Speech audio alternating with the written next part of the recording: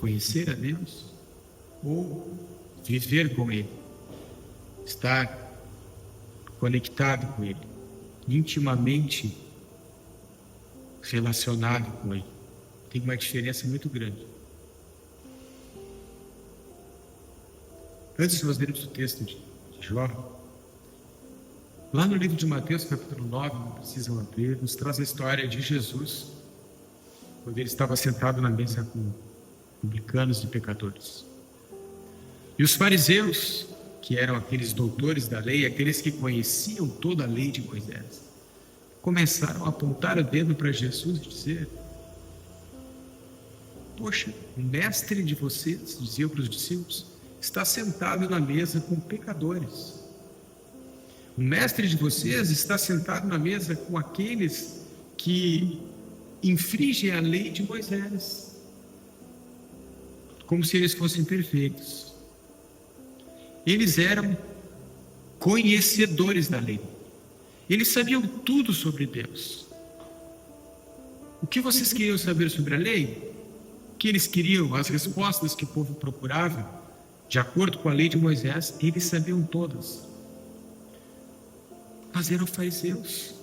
E diante de Jesus, aqueles fariseus se mostravam tão distantes de Deus, mesmo conhecendo a lei, do que aqueles que eram pecadores, mas estavam à mesa com Jesus, querendo seus ensinamentos.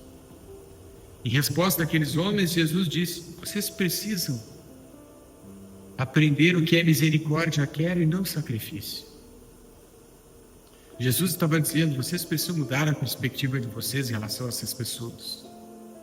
E às vezes nós, como aqueles fariseus, porque conhecemos a lei e achamos que somos o centro das atenções, estamos completamente fora da curva, porque conhecemos Deus, mas não vivemos com Ele. E nós precisamos aprender a viver com Deus, trazer Deus para o nosso dia a dia, trazer Deus para o nosso trabalho, para o nosso relacionamento, para o nosso casamento, trazer Deus para o nosso círculo de amizade, Deus para dentro da nossa casa, pedir para que Ele ocupe cada espaço da nossa vida. Sabe, porque às vezes nós temos uma longa caminhada na igreja, conhecemos a Bíblia, já ouvimos tantos pastores, tantas pessoas,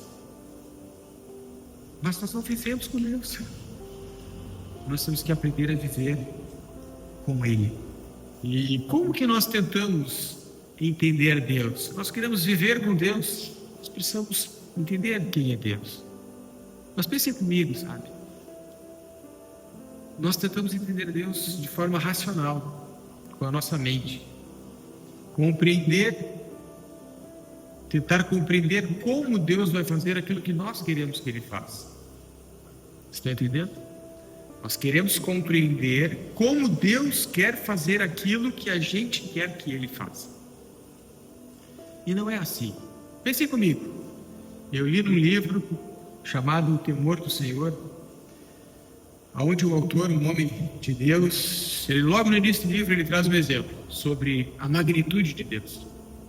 E vocês sabiam que, até hoje,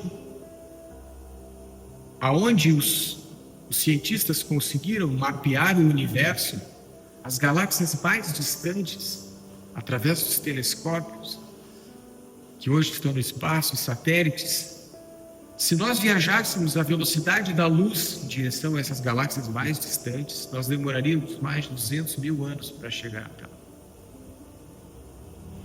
Até onde foi mapeado. Então, no período da nossa vida, é algo impossível. O período de uma vida.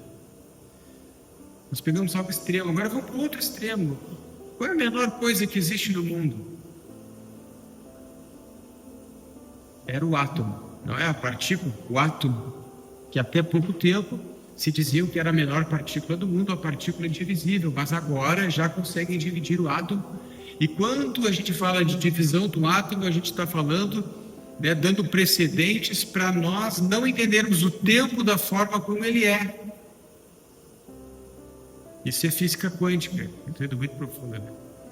Eu quero ir de um extremo a outro para vocês tentarem entender que mesmo no conhecimento humano, que já seria impossível nós compreendermos Deus. Deus está muito além de todas essas coisas, e nós tentamos colocá-lo dentro da nossa mente, para tentar entender como Deus vai fazer aquilo que eu quero que Ele faça. E se Ele fizer aquilo que eu quero que Ele faça, do jeito que eu quero que Ele faça, então Deus é bom, existe e cumpre com o seu plano. Mas se Ele faz do jeito dEle, e não é de acordo com nós logo já esmorecemos e não cremos que Deus está fazendo aquilo que Ele quer fazer na nossa vida. Estão entendendo? Eu estou indo muito... E o que é a nossa vida diante da grandeza, da magnitude de Deus? Ele mesmo diz: eu sou o Deus que conhece o fim desde o começo. Será que Deus conta o tempo da mesma forma que nós contamos, de uma forma cronológica e linear? Nós não sabemos, mas nós tentamos entender Deus. Mas nós nunca vamos conseguir. É por isso que a Bíblia diz que sem fé é impossível agradar a Deus. Porque nós temos que nos aproximar de Deus crendo que Ele existe. Não somente que Ele existe, mediante a fé, mas que se torna galardoador daqueles que o buscam. Então o segredo é buscarmos a Deus em fé, crendo que Ele existe, e não tentar compreender Ele com a nossa mente. Senão nós nos frustramos. Então quando nós pensamos assim, o que nós somos diante de um Deus tão grande, soberano e sublime? O que é o tempo da nossa vida? O que são esses 70, 80, 90 anos que nós vivemos aqui na Terra diante de Deus? O que nós somos diante de Deus? Sabe, irmãos, algo que eu tenho feito bastante nesse último mês é ter ido a velórios. Não porque eu fui convidado, mas porque em função da floricultura, às vezes acaba o pessoal pedindo para entregar coroas de flores, né? E como não cabe na caixa dos motoqueiros ali, dos entregadores, eu acabo levando da sadeira. E esta semana eu fui num velório que me chamou a atenção, porque quando a gente vai num velório e não está dentro daquele contexto, olha, eu já fui em velório para tocar em velório. Eu já fui em velório de pessoas conhecidas para participar junto, fazer o ofício fúnebre. Eu já fui em velório de pessoas conhecidas, porque eu tinha que ir, de familiares. E eu também já fui em velório de pessoas completamente desconhecidas. Olha, eu já fui em vários velórios. E essa semana eu levei 3 coroas para uma jovem menina, ela devia ter uns 40 e poucos anos. Uma menina, né? E ela era transplantada. Então eu levei, e tinha bastante gente naquele velório.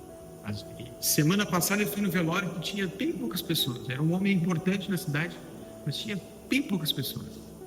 Essa tinha muitas pessoas no velório. E às vezes eu encontro alguns conhecidos no velório, né? Como aconteceu num desse que eu levei. Mas esse foi interessante essa semana passada. E a gente chega naquele contexto, né? A gente coloca a coroa ali, e eu levei um buquê funeral, que é um buquê grandão assim, e aí a gente tem que colocar sobre os pés do falecido, e a gente acaba vendo o corpo, e a gente acaba vendo as pessoas, e às vezes, como cristão, dá vontade de falar de Jesus para aquelas pessoas ali, mas a gente não conhece, a gente entra com respeito, enfim. E eu fiquei pensando sobre a nossa vida, né? E na hora que eu estava no velório, me veio aquele texto, quando Salomão diz em Eclesiastes, que, eu até anotei o texto, melhor é ir na casa onde há luto do que na casa onde há festa. E será que é bom nós irmos num contexto onde há luto, onde há um velório? Será que não é melhor nós irmos numa festa? Aí eu fiquei pensando, por que é melhor ir numa casa onde há luto? E ele responde, porque naquela casa se vê o fim de todos os homens, e os vivos o tomam em consideração. É um momento de reflexão que nós vemos aqui. Sabe? E quando nós vemos aquelas pessoas ali, nós vemos que é uma carência de Deus, de uma vida com Deus. E eu fico pensando, né, na nossa vida, né, falei de tantas coisas, da soberania, da grandeza de Deus, do tempo da nossa vida que passa tão rápido, e isso tudo para mostrar que nós não somos nada diante de Deus poderoso. mas que Ele, mesmo sendo esse Deus tão supremo, Ele entregou a vida do seu próprio Filho para quê? Para que nós tivéssemos um relacionamento com Ele. Esse foi um projeto original de Deus desde que Ele criou Adão, lá na viração do dia, Ele vinha ter relação com o homem. Nós somos relacionais. Nós falávamos aqui no início, eu e o Gilmar, dizendo: hoje as pessoas é tudo celular, as pessoas não saem para a rua, os casais já não têm mais filhos, já é difícil de ver um casamento nos dias de hoje. É um tempo tão diferente, distantes do projeto original de Deus. Deus nos criou para nós termos um relacionamento entre nós, e é tão bom. E quando nós não temos relacionamentos com outras pessoas, nós nos sentimos o quê? Distantes, tristes, deslocados. E com Deus da mesma forma. Deus nos criou para termos um relacionamento com Ele. Sabe, é importante nós virmos na igreja, é importante nós vermos as mensagens na internet, é importante a gente, fazer cumprir a nossa agenda de igreja, digamos assim, mas muito mais importante é nós termos relacionamento com Deus. Uma vez o pastor Isaías me falou uma frase que eu nunca me esqueci. Ele disse assim: Deus não está interessado em quanto tu trabalha na igreja, Deus está interessado em quanto teu coração é nele. Sabe, irmãos? E às vezes, como os fariseus, a gente critica o irmão que batizou não por imersão, mas que batizou com óleo na cabeça, ou a gente critica porque a irmã corta o cabelo e a irmã não corta o cabelo, ou a gente critica porque dentro da igreja tem uma espada de São Jorge, como aconteceu uma vez na igreja, né? Nós entramos no templo e a irmã, com todo carinho, levou um vaso com espada de São Jorge e botou na frente do altar. E aí a outra irmã, vendo aquilo ali, foi lá e questionou o pastor: o que é isso, uma espada de São Jorge no altar? E o pastor disse: olha, minha irmã, não fui eu que fiz, foi Deus. Quem deu o nome de São Jorge, eu não sei, mas pergunta para ele. E a gente se apega, sabe? Nas doutrinas, no pode, no não pode, na crisma, na Eucaristia, nisso, naquilo. Todas as religiões têm a sua doutrina. Mas sabe, Deus não está preocupado com essas coisas. Deus está preocupado com o nosso coração, enquanto o nosso coração é dele. E nós precisamos viver com Deus, não falar de Deus, ou falar das Escrituras, como os fariseus falavam. Mas Jesus disse para ele: vocês, olha, dão o dízimo do endro, do cominho, da hortelã, vocês fazem tudo que a lei manda, mas vocês omitem os principais elementos da base da fé. E Jesus diz: vocês deviam fazer o que vocês fazem sem deixar de fazer isso que eu estou ensinando. Porque se vocês fizerem isso, vocês são como um caixão, que por fora é bonito, mas por dentro carrega uma pessoa morta. Vocês são como um prato sujo, né? Como um copo sujo que por fora tu consegue pegar, mas por dentro está sujo. Sepulcros caiados, Jesus chama ele. As palavras de Jesus eram pesadas. E às vezes nós somos assim. Estamos prontos para criticar, para ver a vida do outro, enquanto Deus está nos chamando para um relacionamento com Ele. E se a gente parar um pouco e olhar para a nossa vida, o quanto da nossa vida, da nossa semana, do nosso tempo, nós separamos para viver com Deus, para gastar um tempo em oração, para interceder pela nossa casa, pela nossa família, pelo nosso casamento. Eu tenho certeza que nós passamos muito mais tempo no celular do que vendo uma mensagem, uma Bíblia. Se a gente olha um vídeo no YouTube que fala de uma mensagem que tem 10 minutos, a gente diz: nossa, 10 minutos, a gente não vê até o final. Então nós falamos de Deus, nós vivemos com Ele. É algo tão simples, né? Mas sinceramente, irmãos, eu não sou um crente melhor do que ninguém, mas eu tento cumprir meu papel como pai, esposo, como filho, como amigo. Sou falho, como todos nós somos, mas a gente tem. E eu tenho assim, eu estou cansado de ver a sociedade, as pessoas do jeito que elas estão. As pessoas brincam, tem princípio para nada. Sabe, é uma bagunça tão grande, generalizada. E a Bíblia já nos alertava sobre esse tempo, né, de amor de muitos esfriando. Coisa mais difícil é o amor das pessoas esfriando. As pessoas estão indiferentes umas com as outras. Indiferentes. Isso mostra o quê? Que às vezes as pessoas sabem muito, têm muito conhecimento, mas a letra mata. Quem verifica o espírito. Deus ele não quer saber o quanto a gente sabe das Escrituras. É melhor tu saber 2 versículos e praticar aqueles 2 versículos da tua vida do que tu conhecer todas as Escrituras e ser um hipócrita. Então nós temos que viver com Deus. Nós vamos lá para o livro de Jó. Eu quero trazer o exemplo de Jó.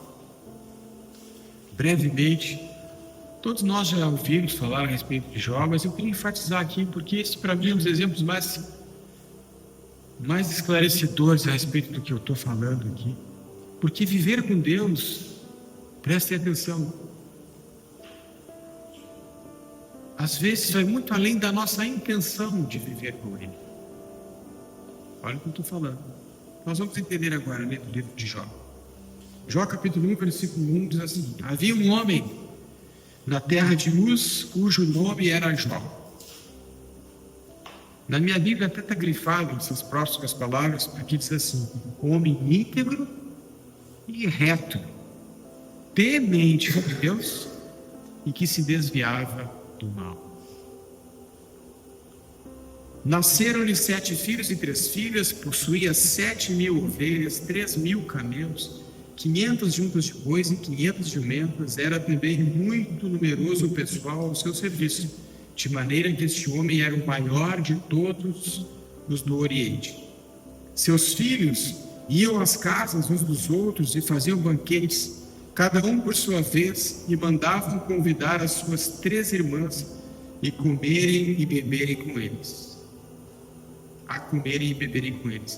Decorrido o turno dos dias de seus banquetes, chamava Jó seus filhos e os santificava. Levantava-se de madrugada e oferecia holocaustos, segundo o número de todos eles, pois dizia: talvez tenham pecado os meus filhos e blasfemado contra Deus em seu coração. Assim o fazia Jó continuamente. Esses primeiros versículos nos falam a respeito de Jó. Quem era esse homem? Um homem rico, próspero, cheio de bens, uma família abençoada, uma casa abastada, um homem temente a Deus, que se desviava do mal, um homem de caráter, um homem idôneo, um homem importante. Esse era Jó. Jó era tão temente a Deus que ele, nesses versículos que lemos, ele oferecia sacrifícios a Deus de uma forma proporcional ao número de filhos que ele tinha, pensando: se os meus filhos pecaram contra Deus, eu já vou garantir aqui o sacrifício, para que nada de ruim aconteça a eles. Quando nós vemos a Jó, eu pergunto para vocês se identificam aqui alguém errado, que está fazendo algo errado? Identificam ou não? Não. Poxa, eu faço o que Jó fazia. Eu oro pela minha filha, pela minha esposa, pela minha casa. Todos os dias eu abençoo a semana delas, a minha semana. Eu estou sempre intercedendo diante de Deus pela minha casa, pela minha família, pelo meu emprego, para que as coisas sempre estejam de acordo com a vontade de Deus. Era o que Jó fazia, reunir seus filhos, sua família, né? Se reuniam, faziam banquetes, era tudo tão bom. Só que depois nós conhecemos a história.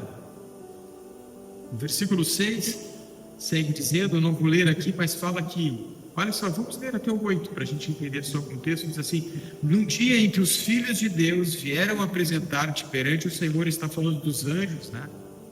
Veio também Satanás entre eles. Olha como Satanás é astuto. Então perguntou o Senhor a Satanás: de onde vens? Satanás respondeu ao Senhor e disse: de rodear a terra e passear por ela. Perguntou ainda o Senhor a Satanás: observaste o meu servo Jó? Porque ninguém há na terra semelhante a ele, um homem íntegro e reto, temente a Deus, e que se desvia do mal. O próprio Deus falaria isso a respeito de Jó. Poxa, Satanás olhou para Deus e Deus disse: olha aí, ó, cara, não, Jó é o exemplo, ó. O homem temente a mim, aí, ó, se desvia do mal. Tá aí, ó. Não tem ninguém na terra como ele. Ai, Satanás. Será? Deixa eu tocar na vida dele. Deus permitiu. Isso nos traz uma lição. Que as coisas acontecem na nossa vida mediante duas situações. A primeira, pela permissão divina, que é o que aconteceu com Jó. E segundo, pelas portas que nós abrimos para o inimigo trabalhar na nossa vida. Se nós identificamos essas portas, mediante a direção do Espírito Santo, precisamos fechar essas portas, para que no reino espiritual isso não afete a nossa vida. E aqui houve uma permissão divina. Deus permitiu que Satanás tocasse em tudo que era de Jó, menos na sua vida. Então a história segue contando que Satanás tocou na sua família.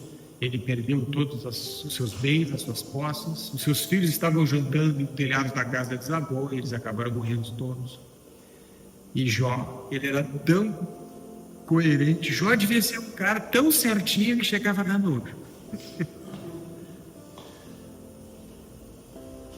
Lá no final, mais adiante na história, Jó já tinha perdido tudo, já estava tudo canceroso, dos pés à cabeça, e ele estava sentado, e ele pegou um caco de telha, de cerâmica, e começou a raspar as feridas assim, e a esposa dele olhando para ele, já sofrida também de tudo que ele havia passado, olhou para ele e disse: Jó, amaldiçoa o teu Deus que fez isso contigo e morre, é melhor para ti. E Jó, naquela situação, o que ele disse? Tu estás doida? E a Bíblia diz que Jó não pecou contra Deus com seus lábios. Ele se manteve firme. Depois, nós sabemos que Deus, então, restaura a sorte de Jó e dá a ele em dobro tudo quanto ele havia perdido. Ele tinha 7.000 ovelhas, Deus deu 14.000. Ele tinha 500 jutas de bois, Deus deu 1.000 jutas de bois. Filhos, Deus deu em dobro. Deus deu tudo a Jó. Restaurou a sorte de Jó. E lá no capítulo, abre comigo no capítulo 42. Para mim, um dos textos mais fortes e marcantes das Escrituras. Jó responde ao Senhor, capítulo 42, depois de ter sofrido tudo e Deus ter restaurado a sua sorte, Jó respondeu ao Senhor: eu bem sei, Senhor, que tudo podes, e nenhum dos teus planos pode ser frustrado. Nenhum dos teus planos pode ser frustrado. Mesmo que alguém queira, não pode frustrar os planos do Senhor. Nenhum dos teus planos pode ser frustrado. Quem é aquele, como disseste, que sem conhecimento encobre o conselho? Na verdade, falei do que não entendia, coisas maravilhosas demais para mim, coisas que eu não conhecia. Jó estava dizendo: na verdade, Senhor, eu abençoava os meus filhos, eu reunia, eu oferecia sacrifícios, eu falava de coisas que eu não entendia de fato, coisas maravilhosas demais para mim. Versículo 4 diz: escuta, pois havias dito, e eu falarei, eu te perguntarei e tu me ensinarás. Aqui Jó está dizendo: Senhor, me escuta, porque agora eu vou te perguntar e tu vai me ensinar. Isso está nos falando que Jó agora não está apenas reunindo seus filhos e abençoando eles. Jó está agora diante do Senhor dizendo: Senhor, agora eu vou te pedir e tu vai me ensinar. E no versículo 5 diz assim: eu te conhecia só de ouvir, mas agora os meus olhos te veem. Que coisa maravilhosa. Como nós levamos a nossa vida com Deus? Será que nós conhecemos o Senhor? De vê-lo? Aqui não que Jó literalmente via o Senhor, mas e agora, de fato, ele podia compreender o poder de Deus, a grandeza do relacionamento que ele poderia ter com Deus. Sabe, irmãos, às vezes nós conhecemos Deus só de ouvir falar, como Jó. Eu conheço Deus de ouvir o Tarso falar, eu conheço Deus de ouvir o pastor fulano falar do YouTube, eu conheço Deus daquela música, eu conheço Deus do testemunho daquele profeta, eu conheço Deus através da vida daquela irmãzinha. Tem alguém na minha família que é crente, eu conheço Deus através da vida dessas pessoas. Mas só um pouquinho, quando eu paro e olho para a minha vida, será que a minha vida condiz com o Deus que eu conheço? Porque nós conhecemos de ouvir falar. Mas aqui, Jó precisou passar por uma série de situações permitidas por Deus, porque Deus queria que Jó o reconhecesse de fato. Deus não permitiu que Jó passasse por aquilo ali porque Deus queria ver Jó sofrer. Pelo contrário, Deus permitiu que Jó passasse por aquilo ali porque Ele queria ter um relacionamento verdadeiro e íntimo com Jó. Então, quando nós passamos por algumas situações, das duas uma, ou o Espírito Santo vai nos mostrar quais as portas que nós devemos fechar na nossa vida, ou é Deus permitindo que nós estejamos passando por aquilo ali porque Ele quer nos trazer mais para perto dEle. E isso é viver com Deus. Isso é viver com Deus. Será que nós vamos apenas falar de Deus como aqueles fariseus falavam da lei? Hoje nós ligamos a internet e todo mundo sabe sobre o fim dos tempos, todo mundo correlaciona em conjecturas, profecias.